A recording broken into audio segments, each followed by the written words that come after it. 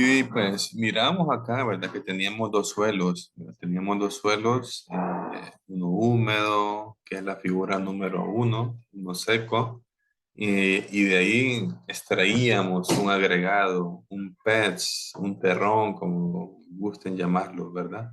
De esa manera uno pues sabe identificarlo. Al final de cuentas, el suelo se va formando por repetición de partículas, por repetición de PETs. Entonces, vámonos, en este caso, de lo más grande a lo más pequeño, ¿verdad? Vamos analizándolo. Entonces, sacamos un agregado de acá, que es la figura número 2, ¿verdad? Y ese lo miramos a través del microscopio y obtenemos la figura número 3 y es lo que le comentaba, que era, ¿qué es? ¿Cómo se va formando un agregado? Y pues es la unión de materia orgánica, de arcilla, de limo, de arena, de agua, de aire. Entonces, eso es, ¿verdad? Eso es la estructura del suelo. Obviamente tiene su formación de espacios, sus poros, que eso es fundamental, eso es un indicativo crucial para decir si tengo muy buena estructura. No, porque si mira la figura número 4, aquí dice suelo con buena estructura, suelo sin estructura, ¿verdad? Entonces, uno de los grandes indicativos de que tenga un suelo, estructura, que sea buena o no, es que estén unidas las partículas. Y para ello me va formando lo que son los poros. Eso, si vas observando la grafiquita que está ahí, ¿verdad? Es la unión de las partículas. Entonces, como que yo tuviera una casa sin más. Tengo la casa con buena estructura y sin mala estructura. Con buena estructura es que tengo los espacios, ¿verdad? Tengo las puertas, tengo las ventanas, todo eso, ¿verdad? Se permite la circulación de las personas, del aire, de la luz. Lo mismo pasa en el suelo. Permite esa dinámica de los seres vivos, ¿verdad? Esa interacción, mientras que un suelo sin estructura pues no tengo esos espacios porosos, no tengo ese camino para transitar el agua, los organismos, las raíces de las plantas. Entonces, obviamente, eso es malo, pues eso es malo para las plantas en general. Entonces, para que vayamos distinguiendo lo que es un suelo con estructura y pues un suelo sin estructura, ¿verdad?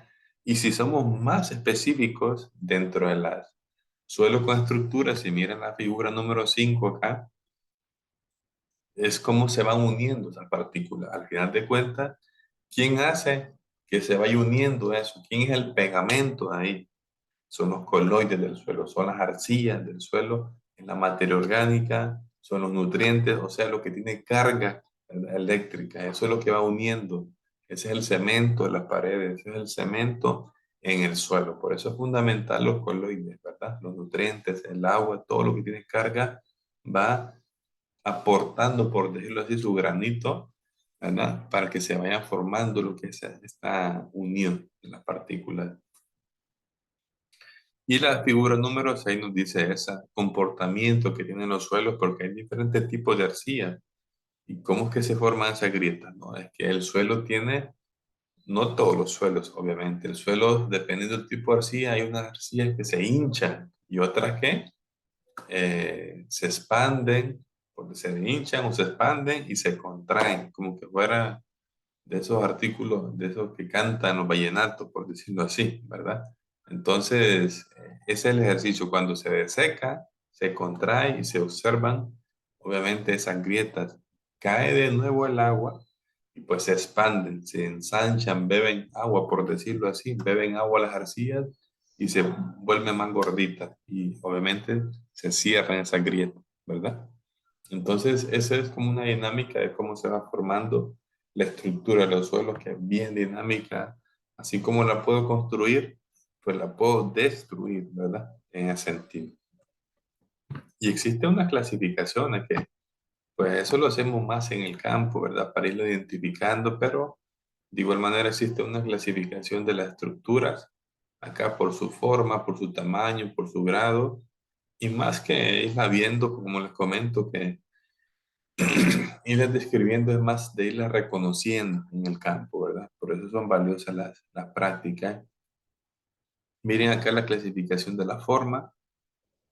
Observa migajosa, ¿verdad? Que se observan bastante. Agarro el agregado y observo un montón de huequitos. Obviamente, técnicamente se le llama poro, ¿verdad? Entonces, eso es lo que voy observando en esa migajosa. Y siempre está en el horizonte A, ¿verdad? Como dice ahí. O sea, en los primeros centímetros, 20, 30 centímetros del suelo, ¿verdad? Hay otra que se llama granular, ¿bien? Estructura granular, así se le llama, ¿verdad? Estructura migajosa, estructura granular. Y en este caso, el granular también es de los buenos, pero tiene los agregados, y dice ahí, miren, sin apenas poros en su interior, ¿eh? Sin apenas poros en su interior. Entonces, de igual manera, como les comenté, forma de cómo diferenciar una de la otra, estando ahí, ¿verdad? En el campo. Tenemos las angulares, miren, que son como bloques, como bloquecitos que están ahí, que se les observa un filo respectivo. No sé si logran observar acá, ¿ven? Esta imagen es como un filo respectivo. Un bien difícil de encontrar en los suelos acá que tenemos en el norte de Honduras, ¿verdad? Pero pues obviamente uno los muestra para que los conozcan. Tenemos los subangulares, que son estos mismos, si logran observar acá, miren los agregados que están aquí, ¿ven? Pero son como romos, como medio redondeados, no que son redondos, medio redondeados, como que les pasaron una lija por el estilo, ¿verdad? Tenemos las prismáticas, tenemos las laminares que logran observar ahí muchas veces. Tenemos las sin estructuras, miren, las que, bueno, ¿cómo decir algo? ¿Qué es sin estructura? O sea, son partículas que no están unidas. Un claro ejemplo es ese polvo, polvareda que observa bastante uno ahí. Hay suelos que desprenden bastante polvo, otros que no, ¿verdad? Otros que no. Entonces, esas partículas sueltas o esas partículas demasiado unidas, recuerden que estructura, que existen espacios donde circula el agua y aire. Y si no hay espacios, si no hay poros, eso no existe estructura en ese suelo. Obviamente no es un suelo, pero el claro ejemplo, por decirlo así, como que fuera suelo la arena de la playa, uno trata de unirla o algo por el estilo y no puede, ¿verdad? No puede. Eso es sin estructura, ¿verdad? No se pueden unir, no se pueden formar esos poros ahí en ese sentido. Y tenemos lo que es el grado, que esto es más el que utilizamos realmente, la forma y el grado es lo que más utilizamos para clasificar la estructura de los suelos, porque en este sentido, si miren, una clasificación numérica tiene su connotación descriptiva, que es cero, sin estructura, lo que les acabo de mencionar, ¿verdad? No existen agregados. Y la otra parte, el número 3, es que existe una estructura fuerte, ¿verdad? Los agregados, usted agarra el agregado y lo rompe, ¿verdad? Tiene que tener una fuerza de resistencia, eso es importante que exista, ¿verdad? Que no sea tan fácil desmoronar, por decirlo así, lo que es ese agregado, ese terrón, ese PETS. Necesita que tenga una pequeña fuerza ahí. Entonces, de esa manera, pues se percibe mejor, obviamente, estando en el campo, ¿verdad? Y tenemos las clases de estructura según el tamaño, los agregados. Miren acá, muy finas, finas, medianas. Esas casi no se utiliza, pero bueno, se las menciono ahí para que ustedes observen, ¿verdad? Eh, en ese sentido.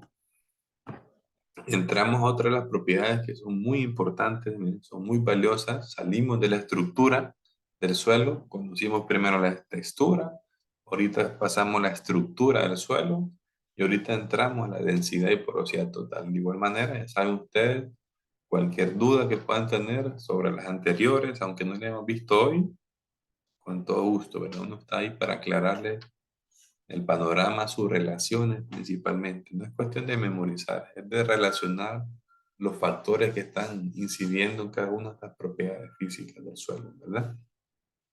Y en este caso, miren lo que les comentaba con respecto a la densidad aparente, ¿verdad? A la densidad que tienen los suelos.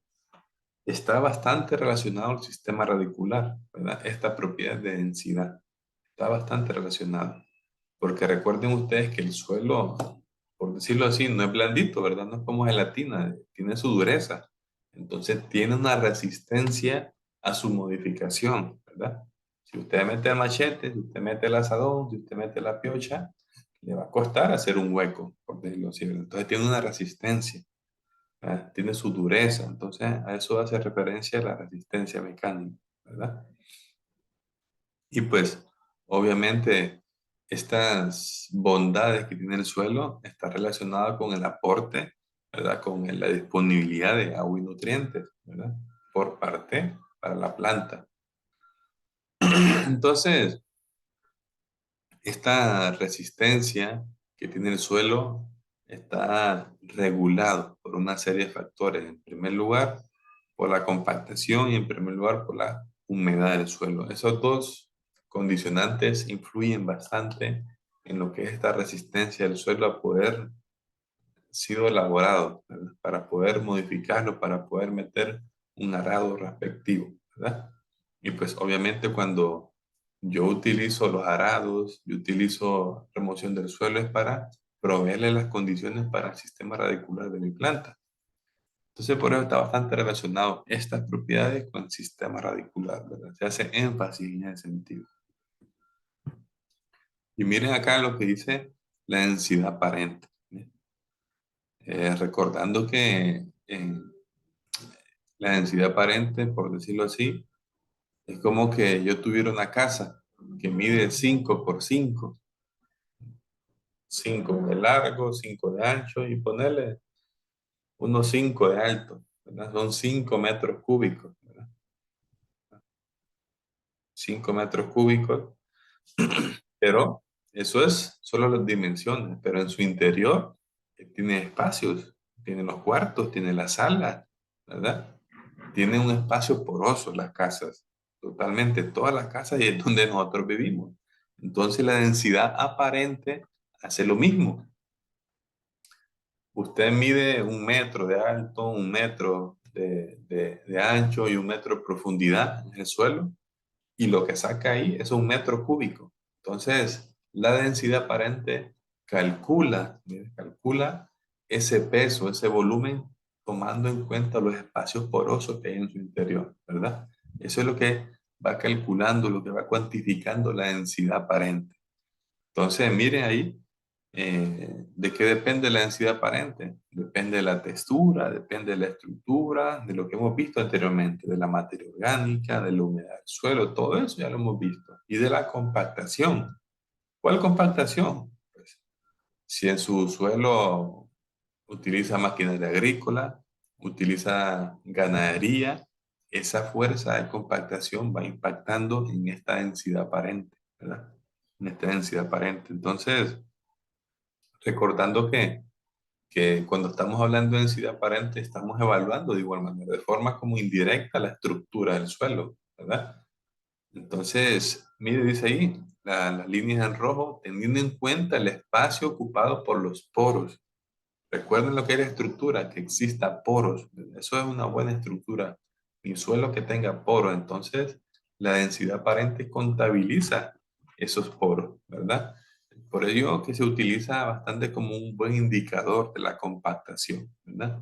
Densidad aparente, compactación. Eso hay que relacionarlo automáticamente, ¿verdad? Densidad aparente, compactación.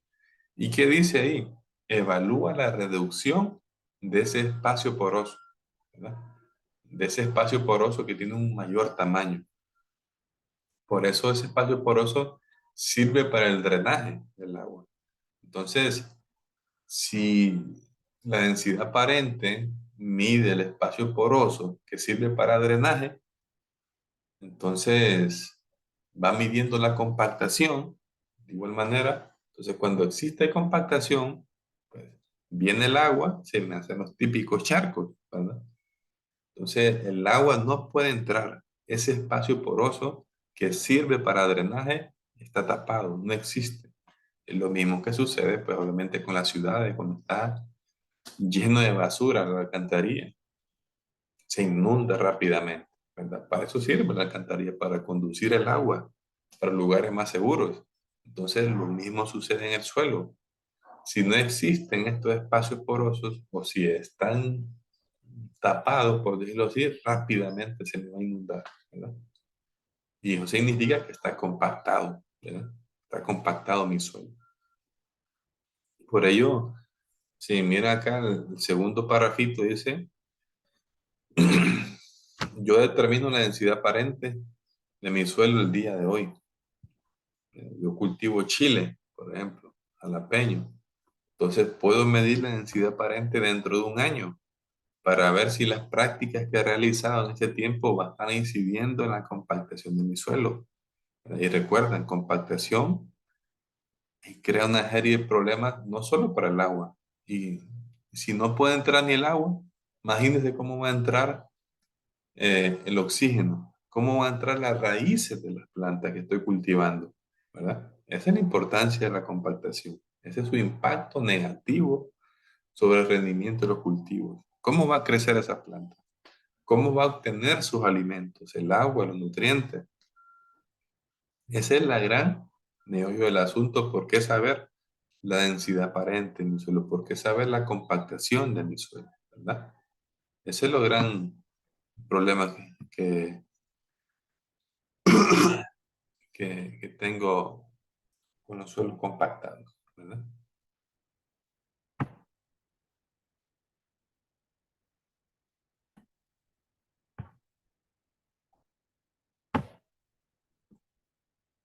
Esto ya lo habíamos visto, ¿verdad? En la práctica. Esta es la parte, pues, que vamos a pasar un poco más rápido, porque son los cálculos que deben de tener ustedes y darles explicación. Ya voy a subir las asignaciones respectivas sobre esa evaluación para que ustedes las vayan elaborando, ¿verdad? Entonces teníamos dos metodologías, el que hicimos en el campo, que era el del cilindro biselado, utilizando estas herramientas, y era otro, el método de la cajuela, ¿verdad? Que se utiliza bastante en zonas pedregosas, ¿verdad? Porque recordando que el del cilindro biselado, pues captamos, ¿verdad? Queremos recoger esa muestra de suelo dentro del cilindro, mientras que si lo enterramos acá, por decirlo así, se desborona lo que está en su interior. Por eso no es aplicable a estos suelos con bastante arena o suelos con bastante materia orgánica, ¿verdad? Por eso se utiliza el método de la cajuela, que al final de cuentas es lo mismo, ¿verdad? Estimar o cuantificar un peso sobre un volumen respectivo, ¿verdad? Y el grado de interpretación, porque como vamos a hacer un cálculo matemático, una división, nos va a dar un número respectivo, ¿verdad? En grados por centímetro cúbico. Entonces, estos valores que están acá están de acuerdo a una textura, ¿ven? 1.3 en suelos de textura fina, o sea, arcilloso o franco-arcilloso. Si sobrepasa ese valor, ¿verdad? 1.4, 1.6, 1.7 indica que el suelo está compactado completamente. Y si el valor está inferior a él, si es 1, si es 0.9, pues me indica que el suelo no está compactado.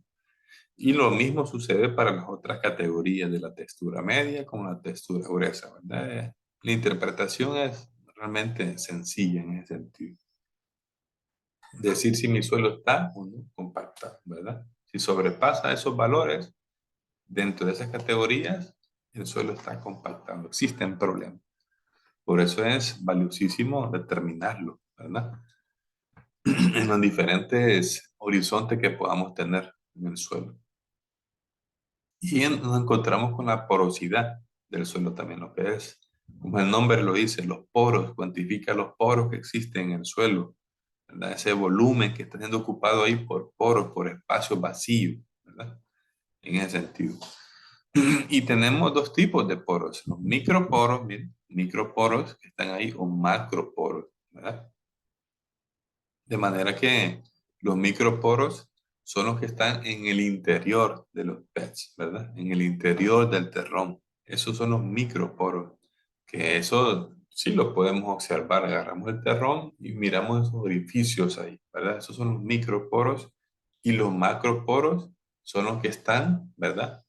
Afuera de de ese PETs, de ese agregado. Recuerden ustedes que el suelo se va formando por repetición de PETs, por repetición de agregados, ¿verdad? Lo vimos anteriormente.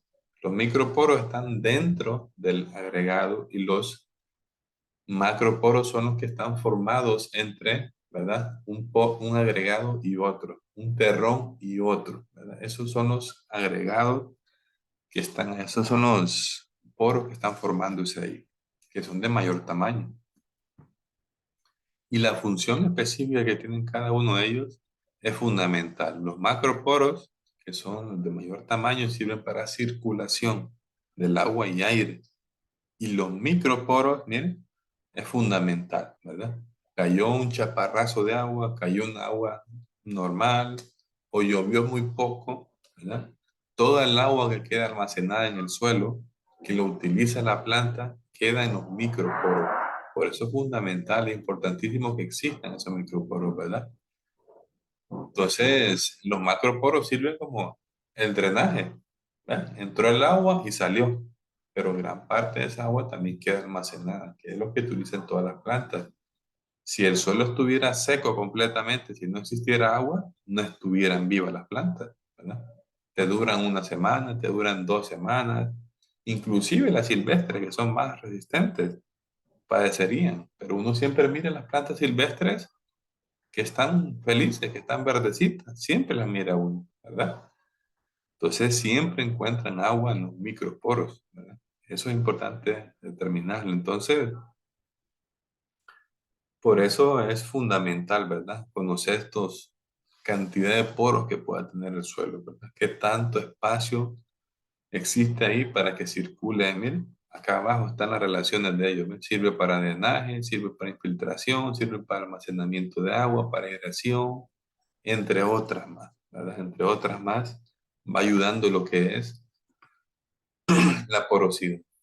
Miren la parte matemática, pues de lo más sencillo, lo que ustedes ya saben eso, que lo vimos en la práctica, y la interpretación de igual manera, ¿ven? Es de lo más comparativamente posible. Después de ese cálculo matemático, pues solo me voy a la tablita a ver qué dato me dio y lo comparo, ¿verdad? Si tengo una buena porosidad del suelo o si no, ¿verdad?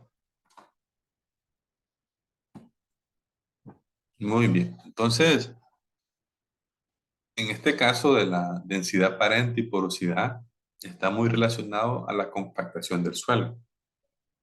Si un dado caso estuvieran muy compactados esos suelos, ¿verdad? Muy compactados, que no existieran poros, tengo que darle un manejo respectivo, ¿verdad?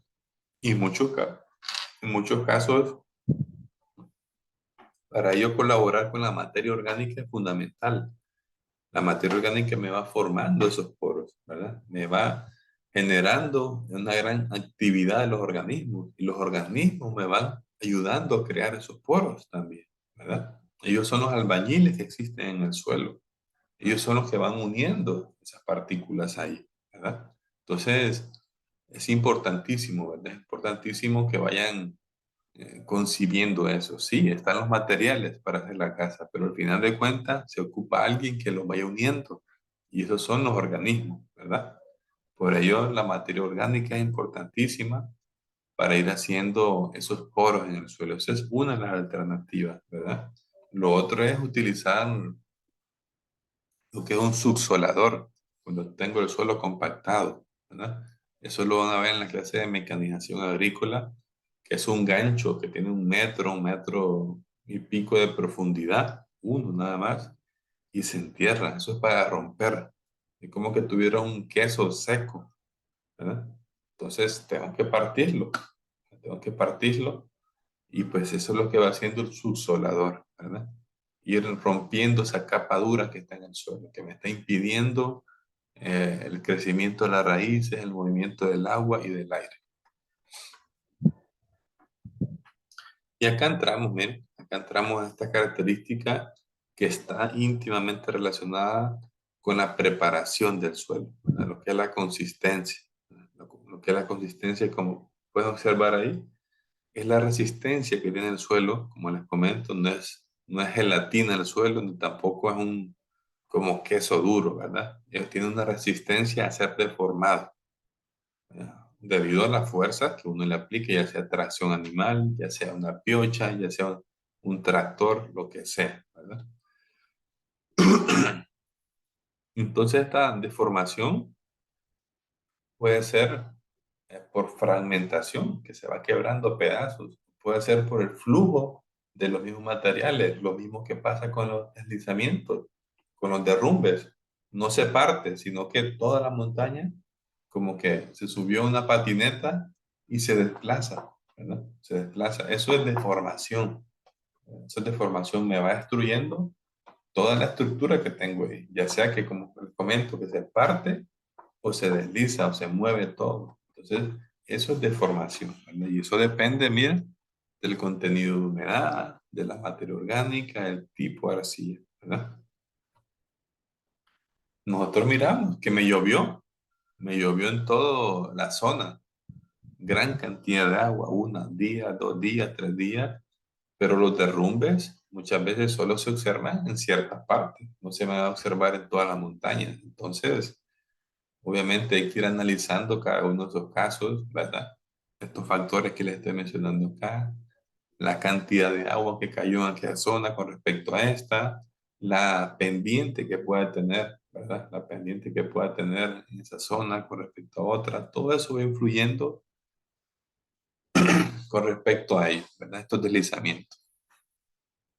Y la consistencia, como mira el último párrafo, está bastante relacionado con la preparación del suelo, como les comentaba. Y si preparo el suelo es para brindarles condiciones a mi sistema radicular, ¿verdad? Recordando que este parte de la planta es como el tejido principal donde ella se puede alimentar, es como la boca que tenemos nosotros, ¿verdad?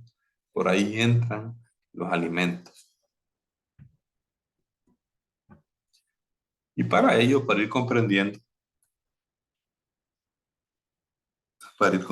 un poco lo que es la consistencia, y tenemos que tener claro dos conceptos, dos palabras. que Ello se va a dar por las fuerzas de cohesión y por las fuerzas de adhesión, ¿verdad? Así es como se mueve el suelo, cómo se prepara el suelo. Cuando estas dos entran en un equilibrio, lo que es la cohesión y lo que es la adhesión. ¿Qué es la cohesión? Es la unión de dos partículas, ¿verdad? Por decirlo así, queso con queso, frijol con frijol, suelo con suelo, ¿verdad? Eso es cohesión, ¿verdad? Atracción de las partículas de la misma sustancia, ¿verdad? Cuando está bastante cohesivo, que está duro, es el queso, ¿verdad? Tenemos queso blando de igual manera. Cuando hay bastante, son de las mismas partículas, claro que sí, pero cuando hay más humedad, está más blandito. Eso creo que todos hemos consumido el queso y hemos visto las diferencias, ¿verdad? Y de igual manera, cuando tenemos lo que es la adhesión, que es de adherir, creo que todo el mundo hemos caminado, ya sea en zapato o en bota, en lugares lodosos, y nos topamos con el hecho de que nos quiere quedar pegado, la bota, el zapato, porque está muy pegajoso. Eso es adhesión, ¿verdad? Se adhiere ahí. Entonces, eso es importante que exista en el suelo, no demasiado, pero que sí, que exista, ¿verdad? No va a ser como cuando pasamos el tenedor por la gelatina. Psst, lo pasamos, se abre la gelatina y se vuelve a cerrar. Tampoco necesito, yo necesito que el implemento agrícola me mueva el suelo, ¿verdad? Me mueva el suelo, es lo que necesito yo. Y acá, mira, acá comenzamos con los estados del suelo, lo que es estado coherente, que está acá, estado coherente, que es un suelo seco. Desde el punto de vista de preparar el suelo, de elaborar el suelo, ni se tire por ahí, no es aconsejable, ¿verdad? No es aconsejable.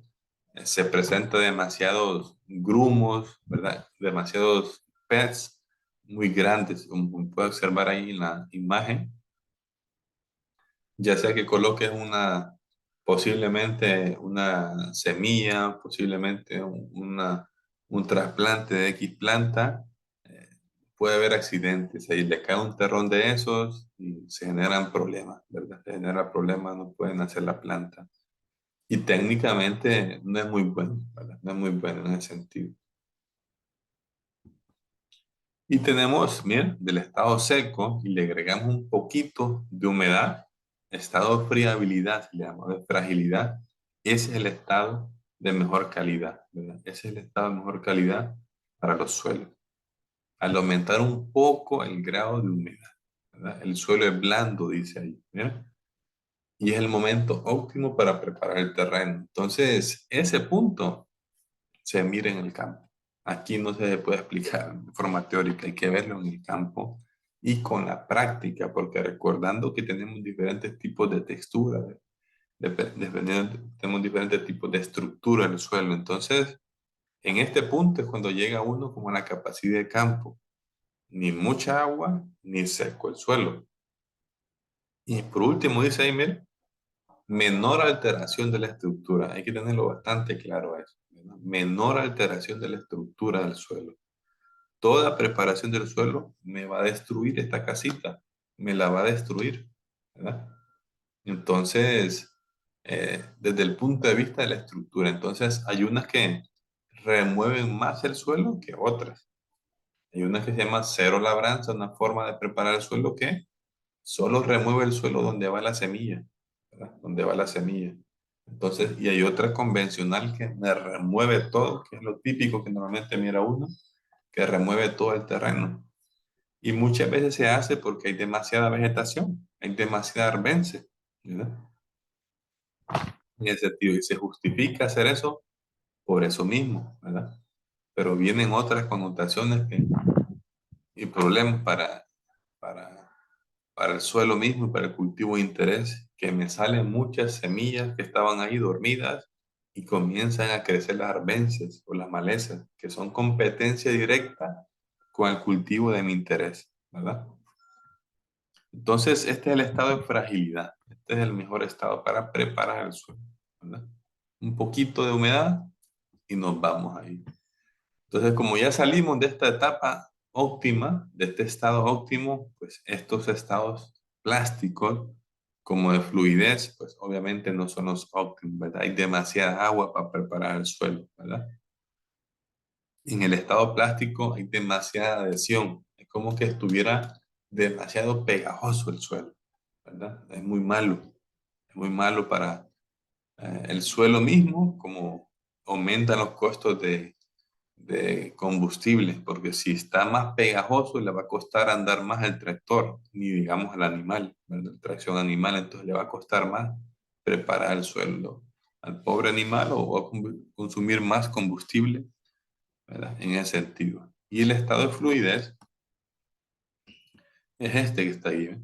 Es un lugar que está prácticamente inundado. Esa es fluidez que se hace de forma intencional en los sistemas arroceros, ¿verdad? Lo que le llama el fangueo, porque una de las prácticas que se utiliza ahí es destruir la estructura del suelo. Yo necesito compactar el suelo, porque para cuando yo aplique esa lámina de agua, que no se me vaya para abajo, no se me lixime, ¿verdad? Esa es la intención del fangueo, destruir toda la estructura y como que yo tuviera un piso de cerámica, ¿verdad? O de porcelanato o lo que sea, ¿verdad? Tiro el agua y no se me va, ahí se me mantiene, ¿verdad? Eso es, en ese estado de fluidez se practica eso. Y aquí está el resumen de estos diferentes estados, ¿verdad? Son bien sencillos realmente de comprender ahí, ¿verdad? Podemos observar abajo en la gráfica la condición de humedad, seco, dice ahí. Hace referencia al estado de consistencia coherente, es lo mismo, es lo que diferentes nombres. Poco húmedo con frágil, miren, son como sinónimos, ¿verdad? Que este es el estado óptimo, recuerden, ¿no? Este es el estado óptimo para realizar la preparación del suelo. Porque, miren, aquí se cruzan los dos términos que les comentaba, ¿verdad? De cohesión y de adhesión, ¿verdad? No es tan cohesivo. Miren la cohesión acá, ¿ven? En el estado seco, ¿ven? Demasiado seco el suelo, la cohesión es, o sea, el suelo está demasiado duro, demasiado duro. Entonces, si le agrego un poquito de humedad, miren, porque de aquí a la izquierda para la derecha está aumentando la humedad, miren, ¿ve? De seco hasta saturado, fluido, obviamente, o inundado, como gusten llamarlo ustedes, va aumentando el nivel de humedad. Entonces, si miro la gráfica acá arriba, miren la cohesión altísima, está duro el suelo. Le agrego un poquito de humedad, Si logra observar acá, va disminuyendo, ¿ves? La cohesión va disminuyendo, o sea, se vuelve un poco más blando el suelo, pero, miren, y se me cruza con la adhesión, recuerden, ¿verdad? Yo necesito que el implemento agrícola se me pegue al suelo, ¿verdad? Ya necesito eso.